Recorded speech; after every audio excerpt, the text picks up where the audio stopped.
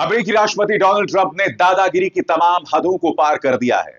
और जब मैं दादागिरी शब्द का इस्तेमाल करता हूं, गुंडा शब्द का इस्तेमाल करता हूं, तो यहां ट्रंप के लिए यज्ञ करने वाले लोगों को बुरा लग जाता है। खबर बहुत चिंतित करने वाली है दोस्तों। क्या आप जानते हैं, ईरान के साथ व्यापार करने के आरोप में ट्रंप ने 4 भारतीय कंपनियों पर आर्थिक दबिश, आर्थिक प्रतिबंध लगाया है। मैं समझना चाहता हूं क्यों, और सबसे बड़ी बात, इस मुद्दे पर भारत सरकार क्यों खामोश है? विदेश मंत्रालय के मुंह पर ताला क्यों लगा हुआ है? यह सीधा सवाल प्रधानमंत्री नरेंद्र मोदी से है। ट्रंप प्रधानमंत्री नरेंद्र मोदी की मौजूदगी में भारत को टैरिफ किंग बताए, प्रधानमंत्री खामोश।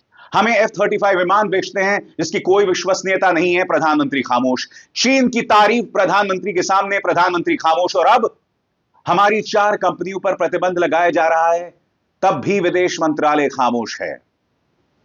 आजाद भारत के इतिहास के सबसे नाकारा विदेश मंत्री एस जयशंकर के मुंह से कुछ नहीं निकल रहा है। मैं समझना चाहता हूं क्यों।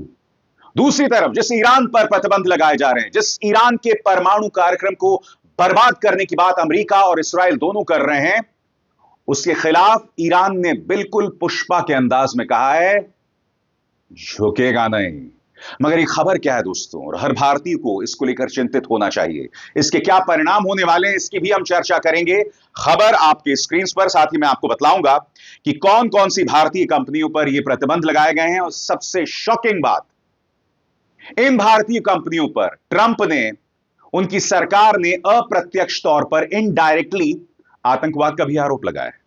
इंतजार कीजिए, मैं आपके सामने क्या तथ्य रखने वाला हूं। सबसे पहले इस पर गौर कीजिए। खबर आपकी स्क्रीन पर। अमेरिका ने 4 भारतीय कंपनियों पर प्रतिबंध लगाए हैं, यह कहते हुए कि उनका ईरान के पेट्रोलियम और पेट्रोकेमिकल उद्योग में हाथ है। अमेरिका के वित्त विभाग ने सोमवार को यह फैसला लिया, जो तेहरान के तेल व्यापार पर दबाव बनाए रखने की वॉशिंगटन की कोशिशों का हिस्सा है। मैं आपसे एक सवाल पूछना चाहता हूं दोस्तों। भारत की 88% तेल जरूरतें विदेश से पूरी होती हैं, जिसमें ईरान का एक बहुत बड़ा योगदान है। ईरान पर लगातार दबिश डाला जाएगा तो भारत पर कई मोर्चों पर इसका बुरा असर पड़ने वाला है। सबसे पहला, तेल की कीमतें बढ़ जाएंगी। दूसरा, भारत यूरोप के साथ व्यापार करता है ईरान में मौजूद चाबहार बंदरगाह के जरिए। अगर इसी तरह से तनाव बढ़ता गया तो चाबहार बंदरगाह के जरिए हम जो व्यापार करते हैं उस पर अंकुश लग जाएगा। मगर आपके जहन में सवाल होगा दोस्तों कि आखिर वो कौन सी 4 कंपनियां हैं जिस पर प्रतिबंध लगाया गया है, और उनके बारे में अमेरिकी सरकार दरअसल कह क्या रही है। आपके स्क्रीन पर वो कंपनियां जो एक एक करके आ रही हैं। अमेरिका के ट्रेजरी डिपार्टमेंट के office of foreign assets control यानी OFAC की एक प्रेस रिलीज में बताया गया है कि अमेरिका ने Austin ship management private limited, BSM marine LLP, Cosmos lines और फ्लक्स मैरीटाइम LLP पर प्रतिबंध लगाया है। इन कंपनियों पर आरोप है कि इन्होंने ईरानी पेट्रोलियम से जुड़े प्रोडक्ट्स की ट्रांसपोर्टेशन में मदद की, जिसकी वजह से अब उन पर अमेरिकी कानून के तहत कड़े प्रतिबंध लगाए जाएंगे। और जैसे मैंने कहा दोस्तों, इन कंपनियों पर इनडायरेक्टली आतंकवाद का आरोप लगाया जा रहा है।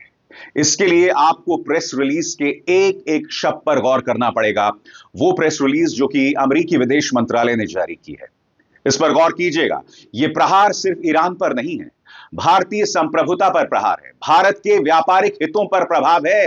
मगर क्या विश्व गुरु अपना मुंह खोलेंगे, या सिर्फ भाजपा के प्रचार तंत्र के जरिए तुम्हें प्रधानमंत्री नरेंद्र मोदी को विश्व गुरु बताना है? आतंकवाद के क्या आरोप हैं? प्रेस रिलीज के एक एक शब्द पर गौर कीजिए।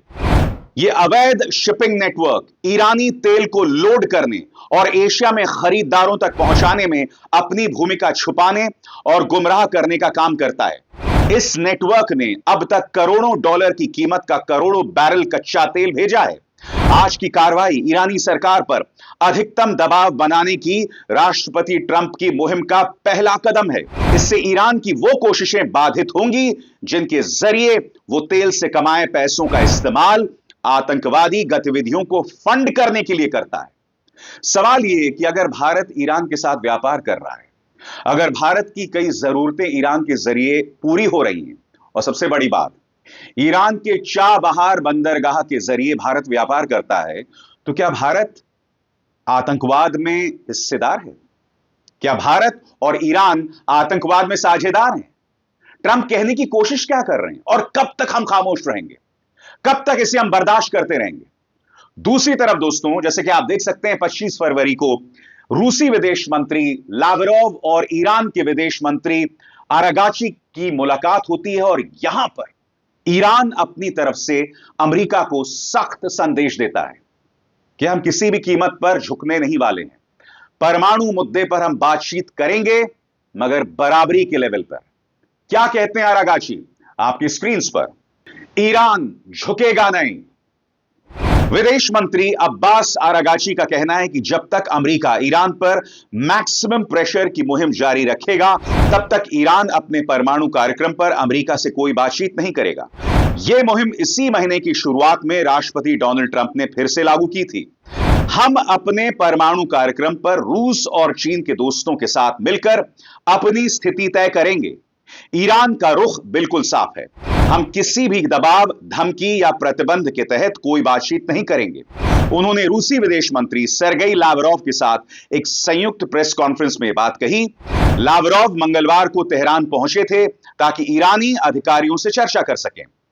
इसीलिए जब तक मैक्सिमम प्रेशर अपनी मौजूदा स्थिति में लागू रहेगा, तब तक अमेरिका और हमारे बीच सीधे परमाणु वार्ता का कोई मतलब ही नहीं उठता। आपको समझना पड़ेगा कि ईरान पर इस्राइल और डोनाल्ड ट्रंप दोनों दबाव बना रहे हैं। इनफैक्ट डोनाल्ड ट्रंप ने तो यह तक कह दिया था कि अगर ईरान ने मुझ पर हमला किया तो हम ईरान को नेस्तनाबूद कर देंगे, मानचित्र से, दुनिया के मानचित्र से उसका नाम हटा देंगे। आप जानते हैं दोस्तों, इराक के बारे में भी इसी तरह का दुष्प्रचार किया था और फिर अमेरिका ने उस पर हमला करके पूरे एक देश को बर्बाद कर दिया था। अब ईरान के बारे में इस तरह की बातें कही जा रही हैं। ईरान के परमाणु कार्यक्रम के बारे में दुष्प्रचार किया जा रहा है, जबकि आप जानते हैं कि दुनिया की जो तमाम परमाणु संधियां हैं उस पर ईरान ने दस्तखत किए हुए हैं। इस वक्त जो ईरान का कार्यक्रम है वो शांतिपूर्ण उद्देश्य के लिए है, शांतिपूर्ण मकसद के लिए है, मगर अमेरिका और इस्राएल उसे बार बार एक प्रत्यक्ष परमाणु शक्ति बन जाने की तरफ धकेल रहा है कि वो एक परमाणु बॉम्ब अर्जित करे जिसे वो जुटा सकता है। याद कीजिए दोस्तों, अमेरिकी विदेश मंत्री मार्को रूबियो के साथ एक प्रेस कॉन्फ्रेंस में बेंजामिन नेतन्याहू ने क्या कहा था कि हम ईरान के परमाणु कार्यक्रम पर हमला करेंगे, उसे नेस्तनाबूद कर देंगे। सुनिए उन्होंने क्या कहा था। Discussion with our staffs on a number of issues. None of them are more important than Iran. Israel and America stand shoulder to shoulder in countering the threat of Iran. We agree that the Ayatollahs must not have nuclear weapons. And we also agree that Iran's aggression in the region has to be rolled back. Over the last 16 months, Israel has dealt a mighty blow to Iran's terror axis. Under the strong leadership of President Trump, and with your unflinching support, I have no doubt that we can and will finish the job. और याद कीजिए Donald Trump का वो बयान कि दुनिया के मानचित्र से ईरान को हटा देंगे। याद है कि भूल गए? सुनिए। Iran and their proxies who have threatened to retaliate against you and your team by killing you guys for taking out Soleimani. Well, they haven't done that, and that would be a terrible thing for them to do, not because of me. If they did that, they would be obliterated. That would be the end. I've left instructions. If they do it, they get obliterated. There won't be anything left. And they shouldn't be able to do it. And Biden should have said that, but he never did. I don't know why. Lack of intelligence, perhaps. आज भारत के सामने एक बहुत बड़ा धर्म संकट है। एक तरफ प्रधानमंत्री कतर के अमीर से मिलते हैं, उन्हें अपना भाई बताते हैं। यह बात अलग है कि उनकी जो पॉलिटिकल पार्टी है भारत के अंदर क्या बर्ताव करती है मुसलमानों के साथ, वो एक टोटली अलग मुद्दा है। मगर एक तरफ कतर के अमीर से इस तरह से गले लगकर मिलना, सऊदी शासक के साथ इस तरह से बांशें खिल जाती हैं प्रधानमंत्री की, इस तरह से हंसने लगते हैं, इस तरह से मुस्कुराने लगते हैं। और दूसरी तरफ अमेरिकी राष्ट्रपति डोनाल्ड ट्रंप की दादागिरी पर पूरी तरह से खामोश। याद है कि नहीं आपको, प्रधानमंत्री नरेंद्र मोदी और डोनाल्ड ट्रंप एक ही मंच पर बैठे थे। प्रधानमंत्री के चेहरे पर उन्हें टैरिफ किंग बताया जाता है, प्रधानमंत्री कुछ नहीं कहते हैं। प्रधानमंत्री नरेंद्र मोदी में इतनी भी हिम्मत नहीं होती कि वो अमेरिकी राष्ट्रपति से यह कह सकें कि हमारे जो अवैध भारतीय जो हैं अगर अमेरिका में घुस जाते हैं तो इस तरह से बेइज्जत करके उन्हें बेड़ियों में जकड़ कर आप वापस ना भेजें। अगर कोलंबिया अपने नागरिकों के अस्मिता के साथ समझौता नहीं करता, इज्जत के साथ समझौता नहीं करता, या मेक्सिको भी इस तरह की तस्वीरों को स्वीकार नहीं करता, तो भारत क्यों स्वीकार कर रहा है? यह सवाल तो किया जाएगा ना, क्योंकि इन लोगों का क्या दावा है कि प्रधानमंत्री नरेंद्र मोदी विश्व गुरु हैं, भारत विश्व गुरु बन गया है, मगर दूसरी तरफ डोनाल्ड ट्रंप हमारी कंपनियों को धमकाते हैं, ब्रिक्स सम्मेलन को धमकाते हैं। याद है कि नहीं आपको? ब्रिक्स सम्मेलन जिसका भारत हिस्सा है, उसके बारे में डोनाल्ड ट्रंप ने क्या कहा था? उसके बारे में डोनाल्ड ट्रंप की राय बिल्कुल साफ है। उन्होंने कहा था कि अगर ये लोग अमेरिकी डॉलर को नुकसान पहुंचाएंगे तो मैं इन्हें पाई पाई का मोहताज बना दूंगा। ये लोग मेरे सामने भीख मांगेंगे, कहेंगे हमें माफ कर दो, मैं इन पर 100% टैरिफ लगाऊंगा। इस तरह की शब्दावली थी। अब्यूज, फ्रॉड, इस तरह की शब्दावली का इस्तेमाल डोनाल्ड ट्रंप कर रहे थे प्रधानमंत्री नरेंद्र मोदी की मौजूदगी में, भारत की मौजूदगी में, जब प्रधानमंत्री नरेंद्र मोदी अमेरिका गए थे। और अब भारतीय कंपनियों पर प्रतिबंध लगा दिए गए। क्या आपने भाजपा की तरफ से कोई बयान सुना? क्या आपने विदेश मंत्रालय की तरफ से कोई बयान सुना? मैं समझना चाहता हूं क्यों? क्या विदेश मंत्रालय को इस पर बयान नहीं देना चाहिए? क्या विदेश मंत्रालय को कम से कम यह नहीं कहना चाहिए कि आप ईरान पर आतंकवाद का आरोप लगा रहे हैं मगर हमारी कंपनियों का इससे कोई लेना देना नहीं है? सबसे बड़ी बात, अगर हम चाबहार बंदरगाह पर ट्रेड करेंगे, व्यापार करेंगे, तो क्या डोनाल्ड ट्रंप भारत को भी या भारत पर भी आतंकवाद का आरोप लगाएंगे और हम चुपचाप इस तमाशे को देखते रहेंगे? सवाल यही किया जाएगा ना दोस्तों कि आखिर कब तक? पूछता है भारत, आखिर कब तक? और सबसे बड़ी बात दोस्तों, इतनी बड़ी खबर हो गई क्योंकि देखिए, ये जो तमाम गुल्लू और कालू हैं, तमाम जो पापा की परियां हैं, आपको किस बात को लेकर मूर्ख बनाती हैं?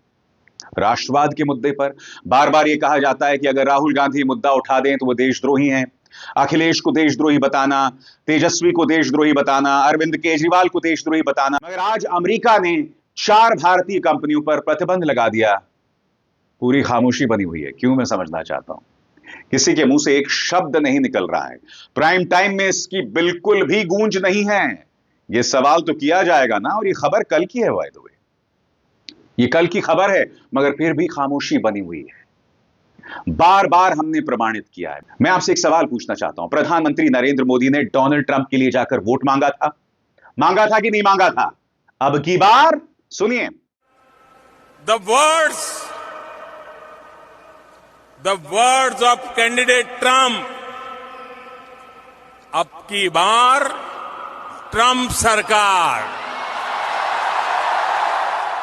और फिर उसके बाद अहमदाबाद में बुलाया था नमस्ते ट्रंप, एक बहुत बड़ा भव्य आयोजन हुआ था जिसमें प्रधानमंत्री ने कहा था माय फ्रेंड डोनाल्ड ट्रंप। कहा था कि नहीं कहा था? याद है कि भूल गए? फिर से सुनिए। मैं 130 करोड़ भारतीयों की तरफ से प्रेसिडेंट ट्रंप को निमंत्रित करता हूं। Friends, I present to you my friend, India's friend, the President of the United States of America, Mr. Donald Trump।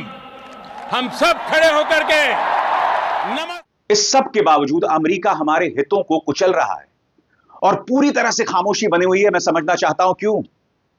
आखिर क्या वजह है? किस बात का डर है? चीन हमारे 21 जवानों को शहीद कर देता है, मगर साहब मजाल है प्रधानमंत्री के मुंह से चीन शब्द निकले। प्रधानमंत्री क्या कहते हैं? ना कोई अंदर आया है, ना कोई बाहर गया है। चीन ने हमारी जमीन पर प्रवेश नहीं किया है, जबकि आप जानते हैं यह हकीकत है।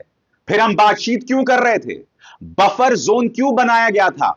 जिन इलाकों में भारतीय सेना गश्त कर सकती थी, अब वो नो मैन जोन हो गए हैं, बफर जोन हो गए हैं, यानी कि किसी भी देश की सेना वहां पर नहीं जाएगी। क्यों भाई? सवाल कीजिए, जवाब मांगिए अपने सरकार से, उनको बचने का रास्ता मत दीजिए, क्योंकि ये तमाम गुल्लू और कालू यही काम करते हैं, इन्हें बचने का रास्ता देते हैं। और अब भारतीय कंपनियों का अपमान कब तक सहेगा हिंदुस्तान? क्योंकि हम तो सवाल पूछते हैं, जवाब मांगते हैं। अभिसार शर्मा को दीजिए इजाजत। नमस्कार। स्वतंत्र और आजाद पत्रकारिता का समर्थन कीजिए, सच में मेरा साथी बनिए। बहुत आसान है दोस्तों, इस ज्वाइन बटन को दबाइए और आपके सामने आएंगे ये 3 विकल्प, इनमें से एक चुनिए और सच के इस सफर में मेरा साथी बनिए।